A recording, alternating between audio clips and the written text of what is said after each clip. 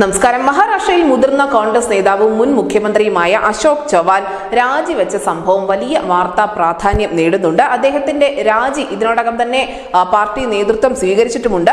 നാനാ പട്ടോളയെ സംസ്ഥാനത്തിന്റെ അധ്യക്ഷ പദവിയിൽ നിന്നും പുറത്താക്കി പകരം തന്നെ ആ ചുമതല ഏൽപ്പിക്കണമെന്ന ഒരു നിർദ്ദേശം അശോക് ചവാൻ നേതൃത്വത്തിന് മുന്നിൽ വെച്ചിരുന്നു. പക്ഷേ ഇത് നേതൃത്വം അംഗീകരിക്കാതെ വന്നതിന് തൊട്ടു പിന്നാലെയാണ് അദ്ദേഹം കോൺഗ്രസിൽ നിന്നും പടിയിറങ്ങിയത്.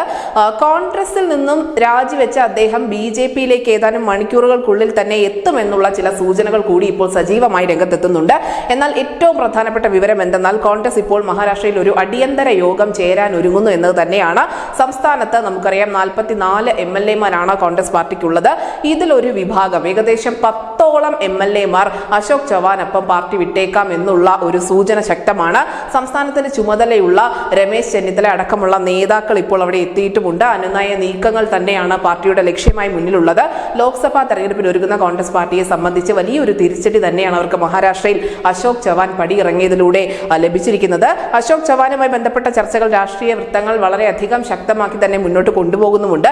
കോൺഗ്രസ് ഹൈക്കമാൻഡിനോടുള്ള അമർഷത്തിന്റെ പേരിൽ തന്നെയാണ് ചവാനും ഇപ്പോൾ പടിയിറങ്ങുന്നത്. നമുക്കറിയാം, ഏതാനും ദിവസങ്ങൾക്ക് മുൻപാണ് കോൺഗ്രസിന്റെ മുതിർന്ന നേതാവ് ഏകദേശം 4 പതിറ്റാണ്ടോളം കോൺഗ്രസിന്റെ മുഖമായിരുന്ന ബാബാ സിദ്ദിഖി കോൺഗ്രസിൽ നിന്നും പടിയിറങ്ങിയത്. അതിനും ഏതാനും ആഴ്ചകൾക്ക് മുൻപ് മിലിന്ദ് ദേവ്ര, അമർനാഥ് രാജൂക്കർ എന്നിവരും പാർട്ടി വിട്ടിരുന്നു. ഇതൊക്കെ കോൺഗ്രസിന് സമ്മാനിക്കുന്ന ആശങ്ക ചെറുതല്ല. എന്തായാലും ചെന്നിത്തലയുടെയൊക്കെ നേതൃത്വത്തിൽ ഇന്ന് മഹാരാഷ്ട്രയിൽ വലിയ യോഗം ചേരുകയാണ്. എങ്ങനെയെങ്കിലും ബാക്കിയുള്ള MLA-മാരെ പാർട്ടിയിൽ പിടിച്ചു നിർത്തുക എന്നത് കോൺഗ്രസ് പാർട്ടിയെ സംബന്ധിച്ച് വലിയ വെല്ലുവിളി തന്നെയായിരിക്കും. News desk news India Malayalam.